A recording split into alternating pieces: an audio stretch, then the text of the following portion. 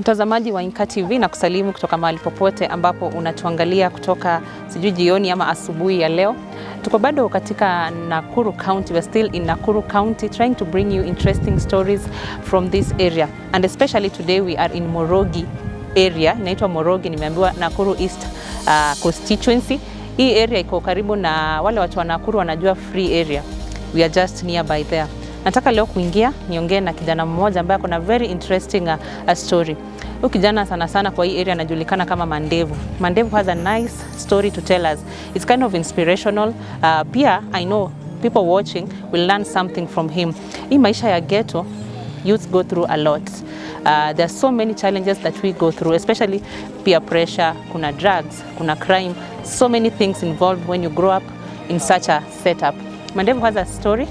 Alijiinvolve kwa drugs, crime and other things zenye anataka kutuelezea because anasema upbringing yake imekuwa na mashida mingi sana. I don't want to ongea sana juu wako hapa. Nataka tuingie ndani atuelezee story yake imekuaje. And something interesting is ananiambia he has a dream. Amefanya vitu mingi hapo mbeleni lakini sasa anataka kuchange ama he wants to reform. By him reforming, he wants to do ama to pursue catering. He has a talent. Alisoma vizuri akamaliza shule na sasa ameona zile vitu zote ambazo amekuwa akifanya azimsaidii ama crime si poa. Pia youth and drugs amefanya pia. So let's go in. Mvua inanyesha sana hapa Nakuru. We've been having a hard time kukuletea wewe stories because every day, every morning mvua inanyesha sana Nakuru County. But all in all, we have to bring you stories kama kawaida. Hii ni INKA TV. My name is Bridget Kerubo. Let's go in and meet Mandevu.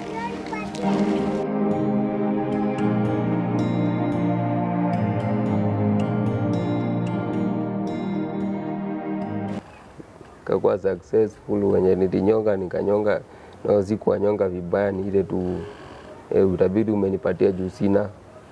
Nipatia tu. Siko job, sina kazi, sina pesa. Kabidi nitafute second hustle ni ile tu. Tabidi tu umewanyang'anya. Familia, unajua familia ni yako, hakuna familia yenyu. Familia ni yako wewe, azini. Your personal. Familia yangu, my family is me. I'm on family, lazima nitafutie familia yangu. Mimi ndio familia, mimi niwatafutie. Yep. Nilikuwa kama kaenda ikagrow. Nikajipata niko Kiondo, nikaenda nikaiba pikipiki. Walinigonga aje. Hapo mbele kumbe walikuwa wanifuata. Kanikamatia hapo. Waliniramba kidogo tu. Ulipigwa? Waliniguza. Mpaka waliniacha hapo akasema huyu ameshakufa. Ilikuwa mob justice. Bas. Na ni watu wa ndudhi. Watu wa ndudhi nao walikuwezi kusamea. Wakisema nikukusalimia watakusalimia. Akakusalimia hapo. Walinisalimia vizuri. Niacha hapo hivyo. Singezaliwa. Sasa mimi nitakuja ripate yenye sikutaka. So umefikiria nikiweza kufa saa hizi nitaenda kulipa deni. Una regret kuzaliwa? Hiyo tu. Ushaifika point ya suicide? Not once, not twice. Sijui kunaenda kaje tu na tulia tu. Hata regression ndo mingi. Regretting ndo mingi. Nishafaulu mpaka 20,000. No, but hakuna kitu nishawahi. Hakuna kitu ya maana. Hata ukikufa sasa hiyo watanuaje sanduku yao 100,000.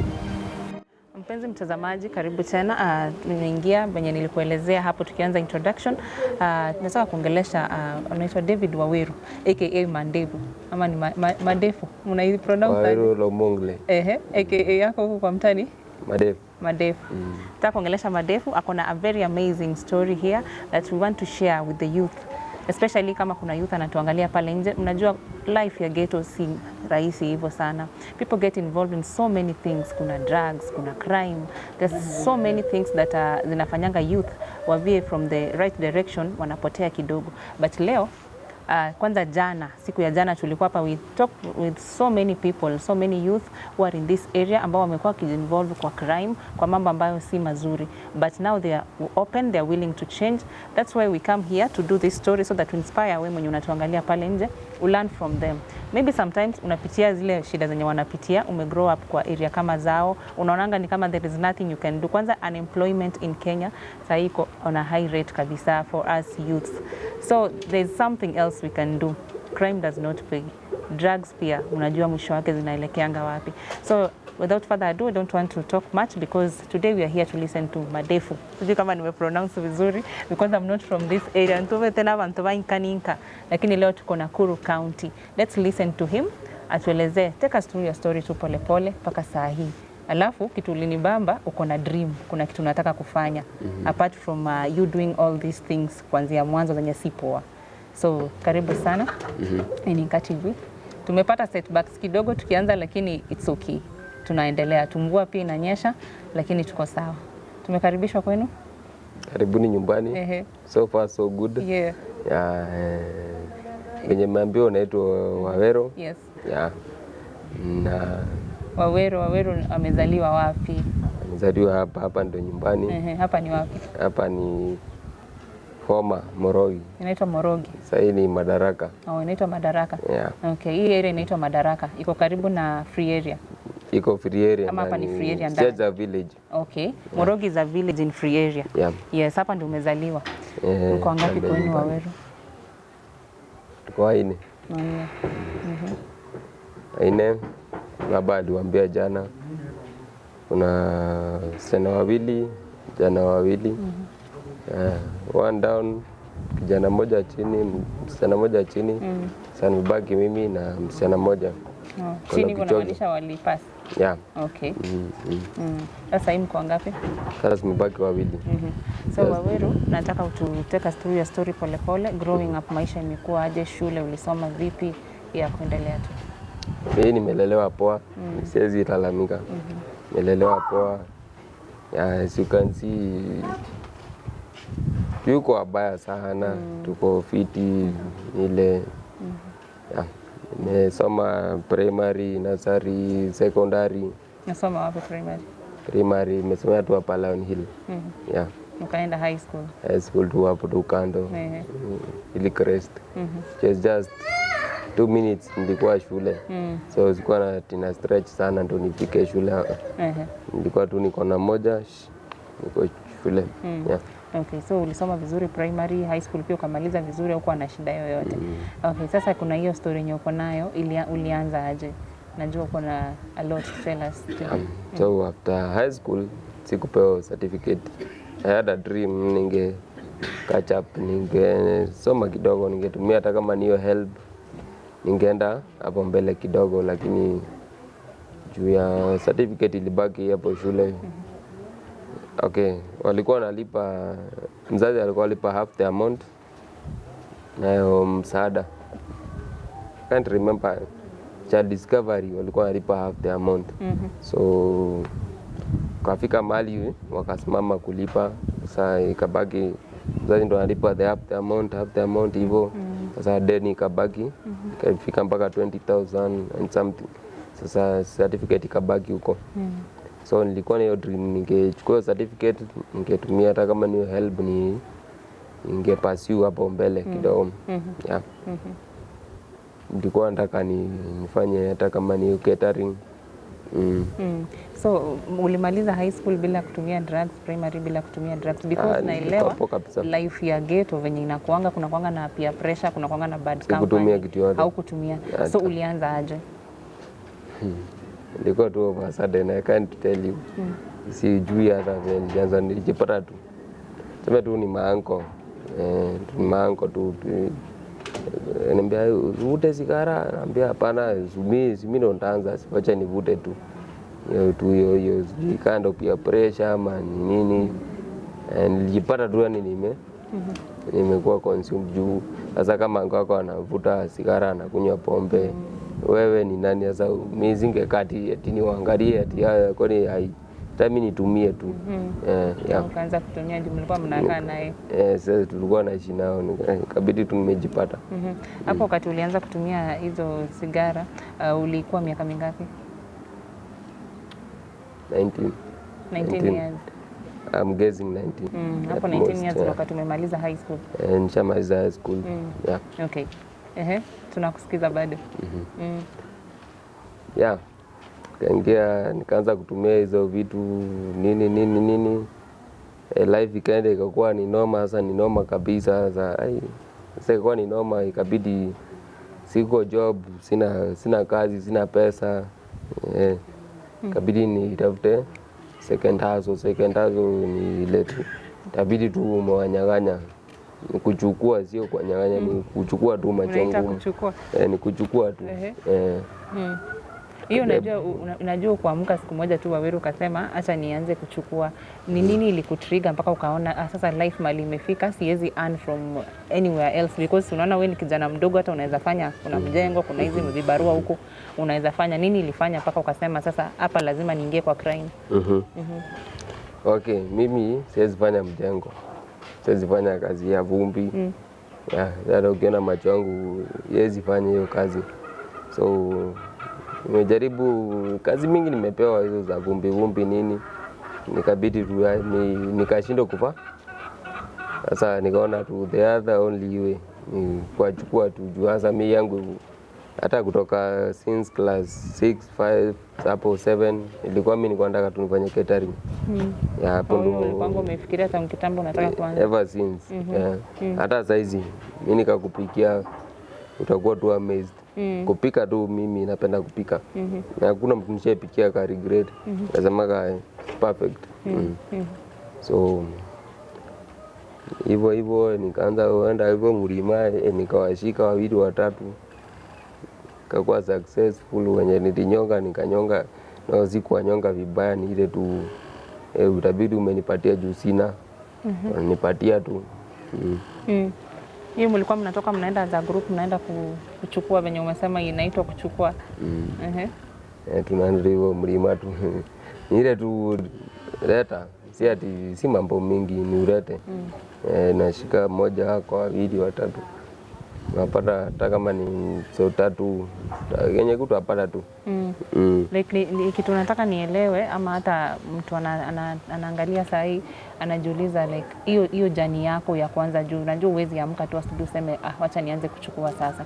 Ni nini ilikufanya? Nyumbani watu walikuwa wanajua unafanya hizi vitu? Ile kitu hili ni trigger sana ni mama. After mama amepass, nikaona this is the end of life. Oh yeah. Mamako alipass. Alipass. Unaweza tuelezea mamako? Yes. 29. Nikaona sa life. Kaput. What happened to her? I don't know. Still young. Nilikuwa kitu 7 years, 8 years. So your mom passed ukiwa mdogo? Still young. Kabaki na baba? Kabaki na baba na grandfather na grandmother. Sa grandmother akakuwa ndio mzazi nini. That is it. Grandmother wako ndiye alikulea mpaka mwisho. Alafu ukaanza mpaka hapo form 2. Mpaka form 2. Toka form 2. Form 2 sasa ikabaki ni hawanya alikuwa ananisimamia kishule. Sasa ndo walinilipia. Walikuwa nipo half the amount. Mzazi naye alipa half the amount. Kaje mzazi ashaenda, naona ikakuwa ni noma. Form 2 3 terms, form 3 3 terms, form 4 3 terms, naona sema 25. So kitu najaribu kuunderstand ni ile upbringing yako, mamako alipasa akawaacha mkiwa wadogo na grandparents. Akawaacha with your grandparents. Akaniwacha huku sasa huku. Huko ndio home. Huko sasa umelelewa with your grandparents. Growing up without now parents ilikuwa aje? Ilikuwa ni noma juu sasa ilibidi tu nimeingia ground. So mostly ndio trigger. Kuna ile crime yako ya kwanza yenye ulifanya ilikuwa gani? Ya kwanza mlevi tu, unamchukua tu ile tu roho safi. Unapata mlevi kwa njia? Tupata tuna hapa nje ile tu ni aje vile nimechukua. Hiyo ndio ilikuwa ya kwanza ever. Ulikuwa peke yako? Hawezi jaribu ukiwa peke yako. Lazima mngekuwa wawili watatu. Ukamchukua? Kamchukua. Ulimwibia nini? Vitu mashilingi tu. Ile change alikuwa nayo kidogo. Nilikuwa kama kaenda ikagrow. Nikajipata niko Kiondoni, nikaenda nikaiba pikipiki. Walinigonga aje. Walinipiga. Ulianza kuiba pesa kwa huyo mlevi? Nilianzia hapo kwa pesa. Ni kama iko sawa. Sasa ikakuwa day 1, day 2, day 3. Hivyo nikaona hii kazi ni kama ikopo. Ikabidi sasa nimeingia to the best. The best ndio hiyo. Sasa ndio hiyo nikazima hata tikitiki na nachukua. Hebu tupe story, ilikuwaje hiyo siku? Hiyo siku? Mimi nilikuwa nimehamia huko chini. Nikam home nini nikafanya mboka zangu, nikafaulu so 4. Kasema acha nende home. Nikienda home nikapata pikipiki mpakio vibaya. Mai pikipiki azmani ndio naanza kuisukuma. Nikasukuma nikarudisha rami ya kwanza, rami ya pili, nikashukisha mpaka deri. Hapo mbele gombe walikuwa wamenifuata. Kanikamatia hapo. Waliniramba kidogo tu. Ulipigwa? Waliniguza. Mpaka waliniacha hapo akasema huyu ameshakufa. Ilikuwa mob justice. Bas. Na ni watu wa nduthi. Watu wa nduthi nao walikuwezi kusamea. Wakisema nikukusalimia watakusalimia. Akakusalimia hapo. Walinisalimia vizuri. Niwacha hapo hivyo. Mpaka walikuwa wamemwagia mafuta wakaona huyu jamaa hata kumchoma na ashakufa. Ulifika point mpaka unakumwagia mafuta? Walinimwagia mpaka mafuta. Umenipiga mpaka mimi mpaka sijui. Jioni nikiamka asubuhi nilikuwa nasikia nuka mafuta. Kaniwacha hapo hivyo. Kama huyu jamaa achana naye, huyu ameshaku. Na polisi wakawa wamefika wakaniwekelea kwa boot. Wakanipeleka Mocha.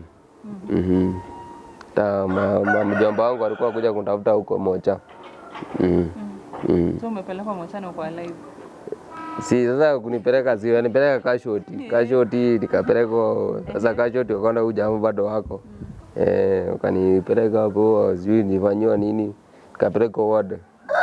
Sasa mjomba nini ndio alikuwa anipeleka wanaona kunitafuta huko kwa medical huko hivyo kwa nini hiyo kitu hiyo kwa Mochani. Sitaka kutamka jina cha tutamke. Ndio kwenda kunitafuta huko. Ukaamka sasa. Mimi nijipata asubuhi. Daktari sijui ni daktari maninasa kanuza unazonua mkono? Nikamwambia nainua. Unazonua mguu? Nikamwambia acha kunipima. Kama nimejipeleka chola nimerudi. Sasa ni maswali gani hizo? Unatembea na venye umesema ulisalimiwa vizuri. Mimi nikana kwa nimekauka, Mungu ananipenda.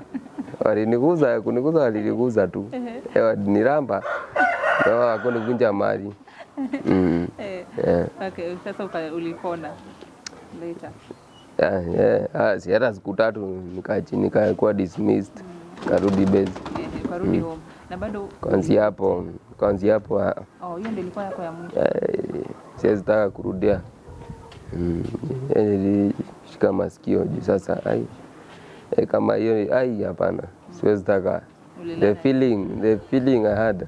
Chana tu. Unaona ni kama hiyo siku unaenda. Ilikuwa mbaya. Hiyo ni mbaya, sasa ndio mbaya kabisa. Walinisalimia vizuri nikasema enough is enough. Okay, from there sasa hujawahi fanya tena crime tena? Uko sure? Ile tu survival. Unajua survival for the fittest, but yani unakuwa tu open aje, hujawahi fanya. Unajua nimeona venye una smile inakaa kama kuna kitu una hide. Sasa mpaka umefika ukapelekwa Mocha. Ukaogopa sana ukasema hapa siwezi rudia tena.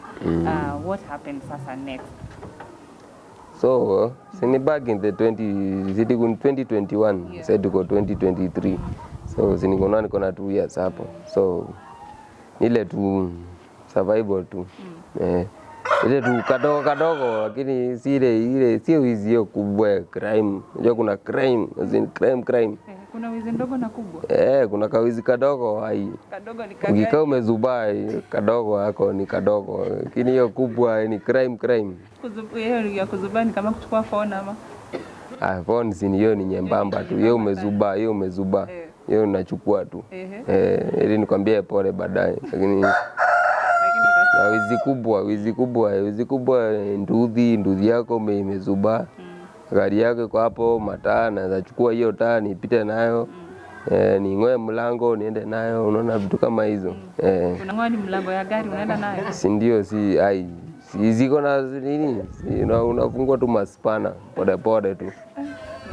Kanuni lakini sitaki kupelekwa WhatsApp ya hivi saa hii anyway. Sasa after hiyo yote yenye ulipigwa mpaka uliniambia ulipigwa ulisalimiwa sawa. Bado kurudi kwa crime. Juu ni survival tu. Life nayo ni survival tu for the fittest. Lazima tu survive. Hakuna kazi nyingine yenye unaona ni kama hapa home unaweza fanya? Kazi yenye napendaga sijaifikia. Hiyo tu ndio unaweza fanya. Sio ndo naweza fanya, napenda. Hiyo ndo passion yangu ya. Lakini zingine huwezi fanya. Nitafanya mbona nikatae? Mbona mtu akikuangalia atasema unapenda shortcut ni utaki kuhustle. Utanipata pale nje nimezubaa venye umesema, uchukue phone uende uuze leo, kesho upate mwingine amezubaa, uchukue sijui ni shilingi. Hivyo tu. Is it that unapenda shortcuts in life ama kama umefika to a point unaniangalia hivyo ndo mimi najiamini. If you can't trust me then I don't trust myself. Lakini mimi najiamini, nasema God ako. Siku moja tu nitafika mali hapo venye naim. Mali unataka na home sasa. Home ulichukua vitu home, unajua wezi wengi. Sijui tuseme kama ni wezi kuchukua kitu siwe ni mwizi.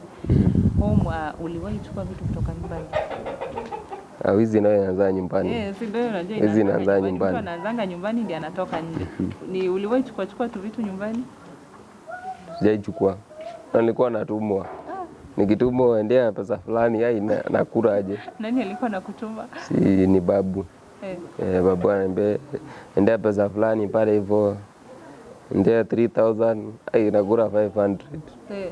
Narudi hapo. Babu yako kabisa, hiyo grandpa.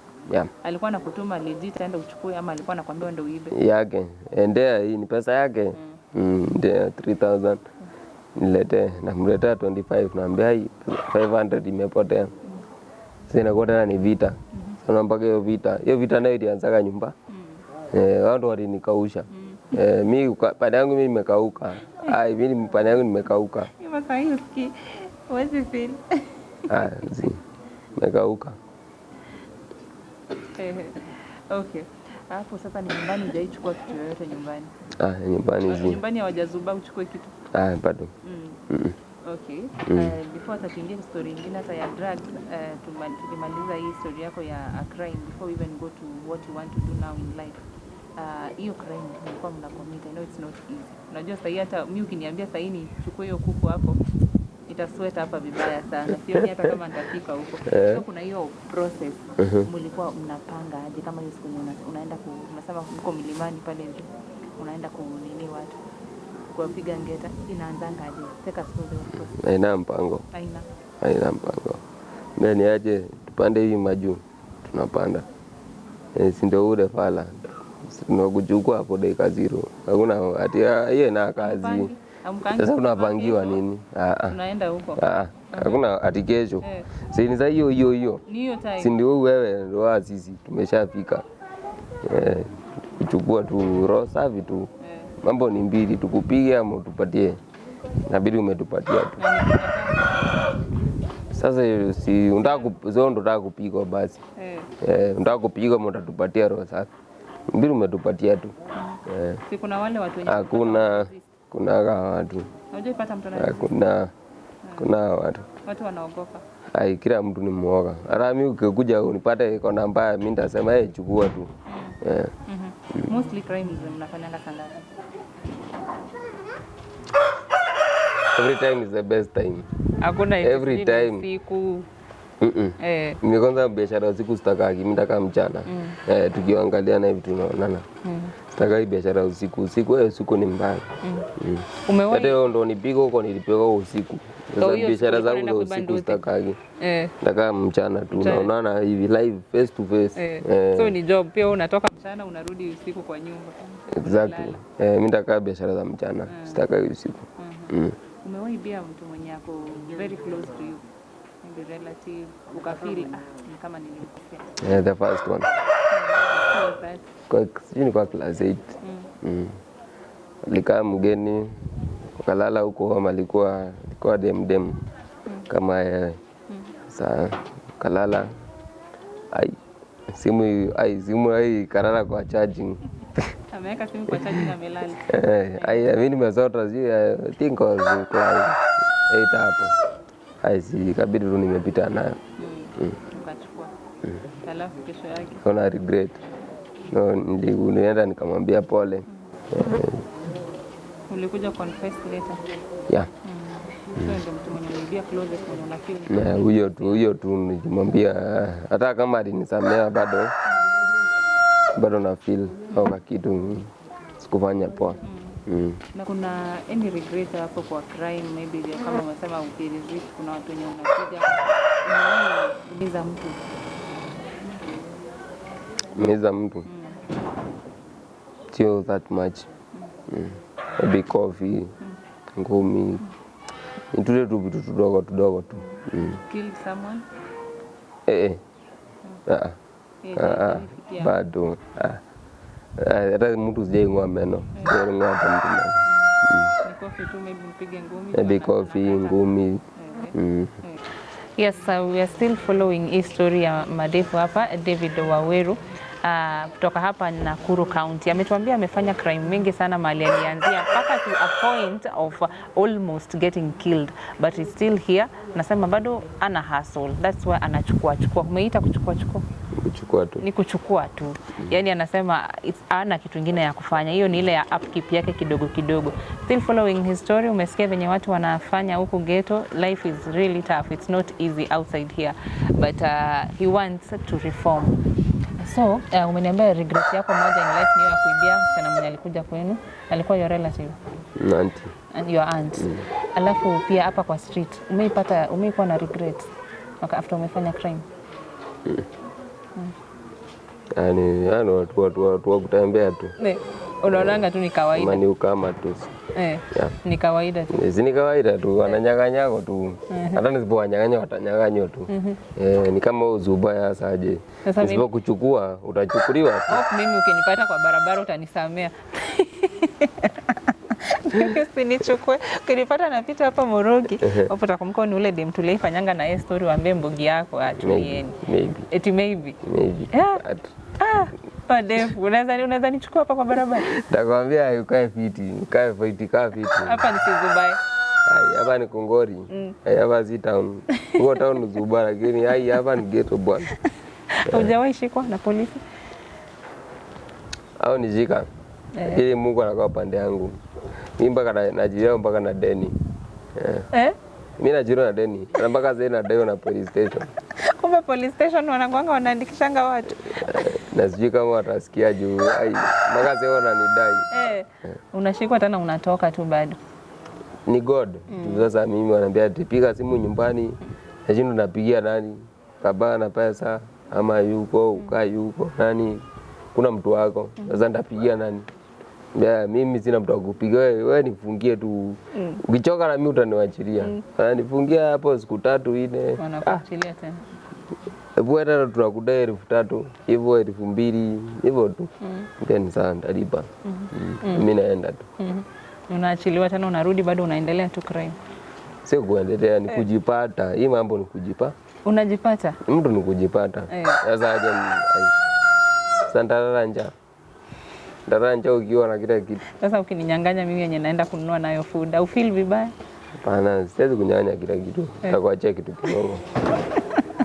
So when you smooth at least kama niko na so mbili nitakuachia laini. Yaani ziko na M-Pesa, so unabaki na M-Pesa yako. M-Pesa simu, enda na M-Pesa. Ndio ukatoe pesa mbele. At least nifike kwa nyumba. Lakini furthermore mimi I feel that thing sio poa. Crime si poa, si ndio? Sio poa. Nikapata job nipata hata kama ni 6k 7k per month. Mimi nitakuwa niko poa kabisa juu. Sasa unaona nikienda hata sasa niende kwa hoteli niombe job ambapo kuja na certificate ya form 4 kuja na hiyo kwenye utisomea catering kitu kama hiyo. Unaona ni bado ni hard. Yeah. Ni hard. So ni kama ni mjengo lazima uwezi enda upea tu mjengo ati wewe ni nani upea kazi. Lazima uwe na ango yako wanajulikana hapo yako. Mambo ni majuano. Kenya mali imefika sasa ni kunoma. Kunoma ndio kwa sababu many youth wanapotelea kwa crime. Ambaye jua hata nikwambia mnipe job. Lazima nikuwe na muungano. Yetu unakuja tu as long as uko na skills unaingia. Exactly. Hiyo skills sasa unaona hizo skills. Sasa unaona hizo skills. Unasema. Ocho, familia yako inasemanga nini about maisha yako sasa hivi? Familia. That's the hata forget about it. Inoma, mambo ni no. Mambo ni noma juu sasa hivi. Inoma kabisa. Sasa hawafurahi. Wako fiti hao wako poa. Hao pande wako poa. Mimi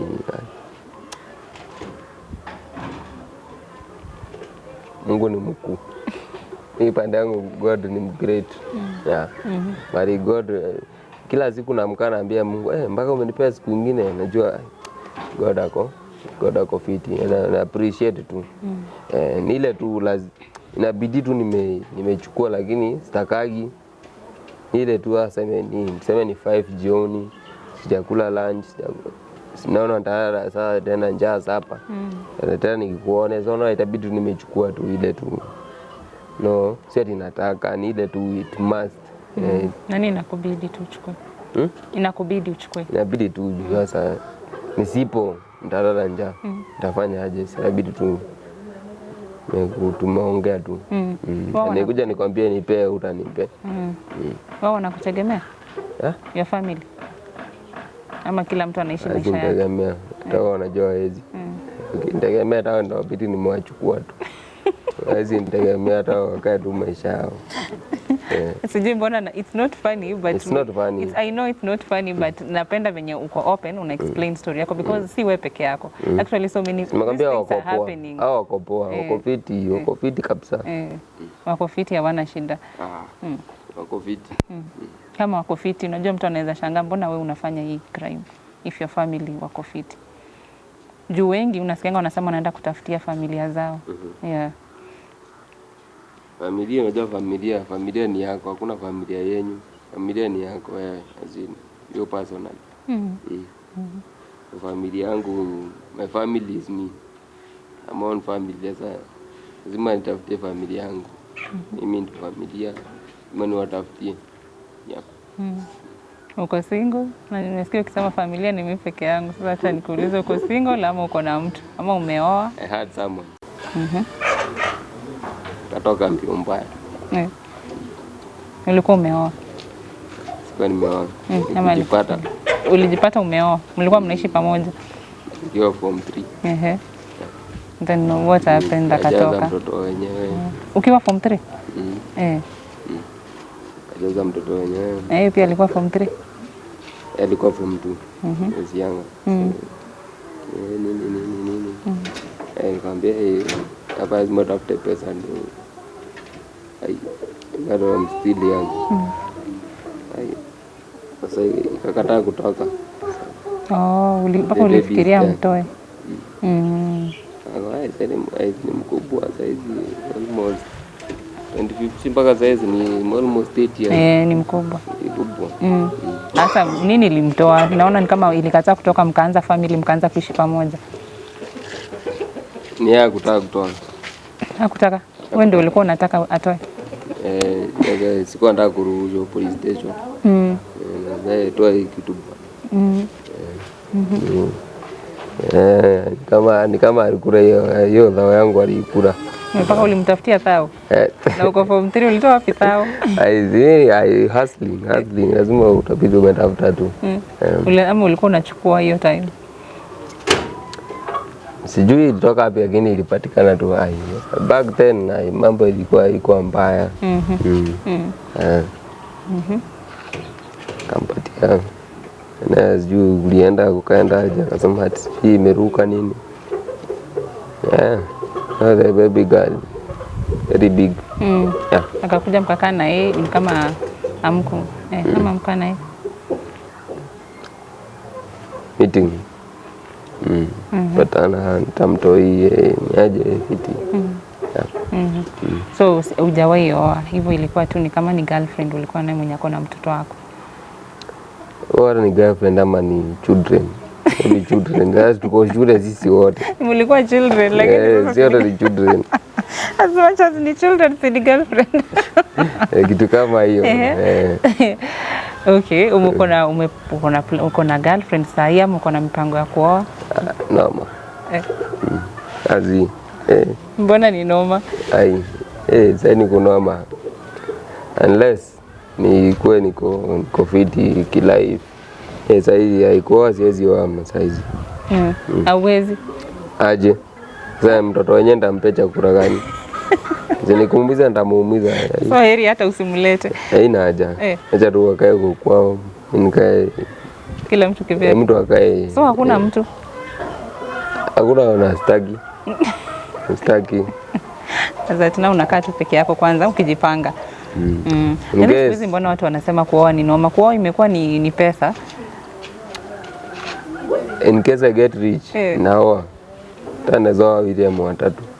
Keza kwa zaidi tajiri, naoa aje wingi. Unaweza manage watatu? Mpaka 10, lakini kwa sahi sahi ni mtu akae tu kwao. Unataka kutesa mtoto wenyewe. Ni aje na haja. Okay. Hiyo ni sawa kama uko single. Sijui kama maybe utapatiana namba yako, kuna mtu anaweza kuwa amekunoki anaangalia historia yako hivi. Wadefu waweru. Alafu drugs. Drugs? Yeah. Nianzaje?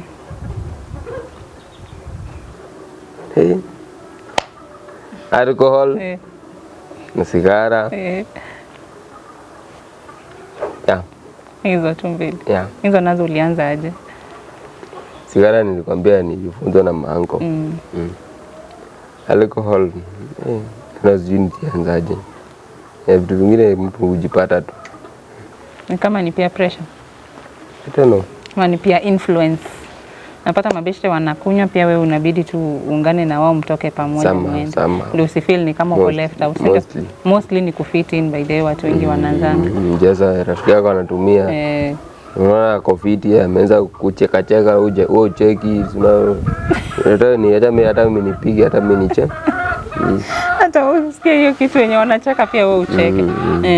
Nayo uko na worst experience kwa kutumia hizi alcohol ama cigarette, uko na worst experience? Hiyo tu. Hiyo tu wenye karibu wanimalize. Hiyo tu bado. Hiyo time unakuanga uko mavitu ndio unaenda huko juu. Ndikuwa mavitu mbaya. Vitu mbaya kabisa. Na wanda hata maybe hata ukufeel hiyo pain. Mimi nilikuwa naambiwa asubuhi napewa story. Ati mimi nikapigwa na nani? Nilikuwa mimi niko fiti kabisa. Hauwezi fanya crime kama uko sober.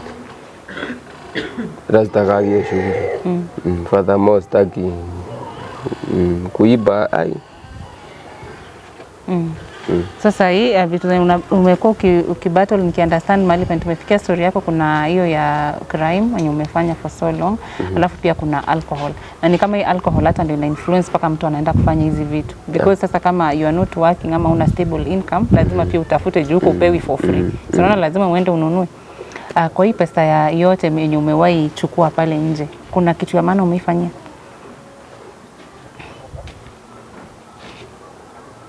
Hata regression ndo mingi. Regretting ndo mingi. Nishaifaulu mpaka 20,000. No, but hakuna kitu nishawahi. Hakuna kitu ya maana. Kwa hivyo nakumbuka nilifaulu 20,000 mahali. Hakuna hata bob nilifanya. So ni kama hata hii pesa ya wizi haisaidii. Haiwezi saidia. Ukipata ni happy. inaisha. Inaisha tena unaenda kuchukua nyingine. Kama hiyo siku ndo nipigwe ilikuwa ni 400. Ni 400 shillings ya. 100 karibu iniue. So unapatanga ni kama unachukua pesa kidogo, hata hospitali niko sure ulitumia hata more than hiyo 400. Na sio mimi. Ni yao walikuja wakalipa. Ndio walilipa. Nikamwambia nisaidieni, hawezi kusaidia. Nyumbani hawezi kusaidia, lakini wanakusaidia kwa hospitali. Hiyo siku hata ukikufa sasa hiyo watanua je sanduku yao 100,000. Yeah, ni life life inakuanga hivyo. Ndio unapatanga mostly wakati unatumia, wanasema wakati unatumia drugs ama wakati uko na shida, familia ndio inakujanga ina feel your pain. Unaona wakati uko hosi wao ndio walikuja. Unaona vitu kama hiyo. Sasa hivi unasema ukienda uombe help hawawezi kupatia, lakini ukikufa wanaweza nunua hata hiyo casket ya 100,000 wakuzike. So ni kama wenye unaongea ni kama mko sawa with your family ama kuna issue. Hao wako poa. Sio mimi. Mimi pande yangu hao wako poa. Mamangu angekuwa nikiwaambia niko poa. Kama ukora angekuwa, lakini yuko asaje hao wako poa. Yao ni kivyo pande yangu. Death ya mamako imekupain a lot. Bado nampenda. Tuongee tu nampe. Pole sana about that. I know losing a parent, especially a mother, it's not easy. Mama ni important sana. Sasa tuongelee your plans tukienda kumalizia. Umefanya hizo vitu zote, umeniambia uko na regrets in life. Ni nini ile moja yenye una regret sana kwa hii maisha yako ya crime? Ni kitu gani ile yenye unasema ningerudishwa back leo singefanya? Yaani sisemi. Niseme tu. Sema tu, kwa open. Tunapiga story. Kuzaliwa. Singezaliwa. Sasa sasa mimi nitakuja lipa deni yenye sikutaka. So umeifikiria nikeza kufa saa hizi nitaenda kulipa deni. Una regret kuzaliwa? Hiyo tu. Ushaifika point ya suicide? Not once, not twice. Sijui kunaenda aje tu na kutulia tu. Pole. Kufika hiyo point, pole. I understand what you like naweza sita feel, lakini I understand what you are going through. Na I hope tukifanya hii story your life it will change for the better. Hata uta meet new friends outside there, watu wenye wanaweza ku walk this journey with you, ukoe a better person. Ulimaliza shule form 4 vizuri? Ukaniambia unataka kufanya catering ama ulishaanza kufanya course ya catering? Ninataka. Sijawahi. Ukiweza pata sasa mtu mwenye anakusaidia unaweza taka kufanya nini? Catering. Why catering? Nothing much. Si ndio una feel tu. Hiyo ndio kitu unapenda. Umeenda kuangalia hata ujue shule yenye unaweza soma ama fee na kwanga how much? So much. Nenda kiti, nenda hapa hivi. Nibs. Nimeenda chuo kibao. Ina fee na kama ina range kama how much? 19 hapo 18.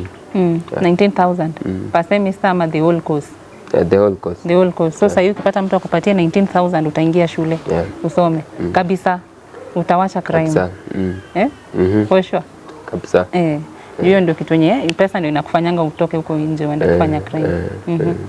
Hata sio ni hiyo tu, ni ile tu mtu akakuwa mali unaamkia asubuhi tokea jioni, unajua tu uko busy tu, hiyo tu ndio iko fiti.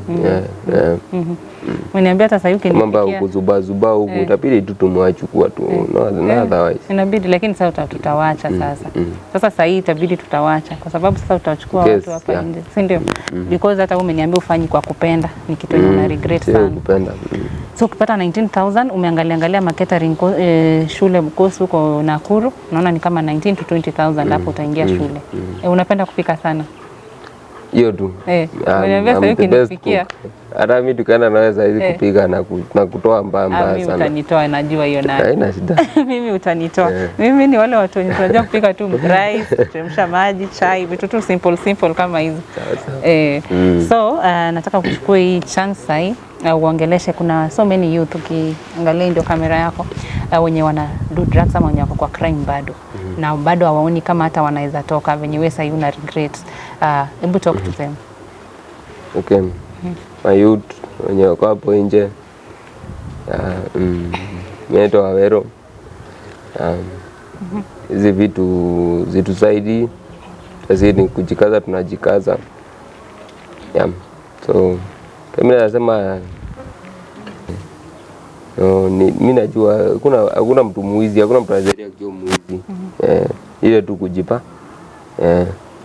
So mimi nasema mtu kama anaweza jaribu tu jikaze tu, wacha wizi, naweza kuwa fiti. Ajaribu hustle zingine huko mtaani. In case kama uko na another possibility ni poa. Okay. Hapo ndo na advice youth, crime si poa, wawachani na crime. Na sasa kuna yule mtu mwenye anakuangalia saa hii mwenye anaweza taka maybe ama wewe uombe help yao. Mtu saa hii akijitokeza anataka kusaidia, unaweza taka usaidizi wa aina gani? Okay. Inaweza nataka mtu anisaidie, peleke chuo nisome hiyo catering. Nataka kama sio catering naweza nifungue tu kwa hoteli, mimi niwapikie yake tu. Juu unajua catering inaweza kuwa ni another big deal. Lakini kama niko hoteli tu niwapikie, mimi pande yangu kupika na jiamini. So hata uko mjani unaweza fungua ka hoteli huko, at least unapata pesa yako kila siku unarudi. By the way, it's a good thing hata when umefikiria hoteli. Unajua tukianza hata kama nikakibandaski kadogo, since unajua kupika, hiyo pia itakupush sana. Wakati utafungua hoteli ni vitu kama gani unaweza need? Fungua hoteli, kaunga, pike unga na ugali na omena, kama hizo, nyanya hapo, kitunguu, sukuma. So big deal ati hivyo sana. Ukipata wewe umetoka kwa street. Ni hivyo tu. Niko tu ni mari, niko busy. Okay. Umesikia story ya David Waweru. Naona mvua tena imeanza kunyesha hapa, inatudisturb sana. Huko kwenu ni kama mko blessed sana.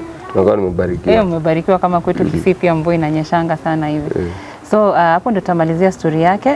Hope imekuinspire when you may watch from the start till the end. Sai amefanya a lot crime, amesema drugs venye alianza na sasa venye anaweza taka kutoka. So the only thing is appealing to well wishers, wamsaidie aweze kuenda kwa kosi ya catering. He loves cooking sana. Hata ameniambia tukiingia na yeye jikoni ataniosha, na mimi nimekubali. Hapo utaniosha roho safi. So nataka kwanza hata kama nikakibandaski ama ameshaenda amefanya research about catering courses, anasema it's about 19 to 20,000. Anyone who's watching who wants to change David Waweru's life, reach him. Uko na phone, si ndio? Reach him through the number yenye tutaweka hapo kwa screen, anatupatia namba yake ya simu sahi, muongeleshe. Mwambie vijana crime does not pay. Anataka kuchange, amefanya a lot and ana regret. So I hope this story may inspire. Thank you so much for watching. Tukimalizia Thank you so much for watching. My name is Bridget Kerubo. That is David's story. Mfikie, muongeleshe. David wants hata watu wenye wanamuongelesha because ananiambia he has a lot like hata kwenye kwa mind yake sahi, but the good thing is he wants to change na anataka to do better as a person. This is INKA TV. Keep on subscribing. Let's meet on the next one.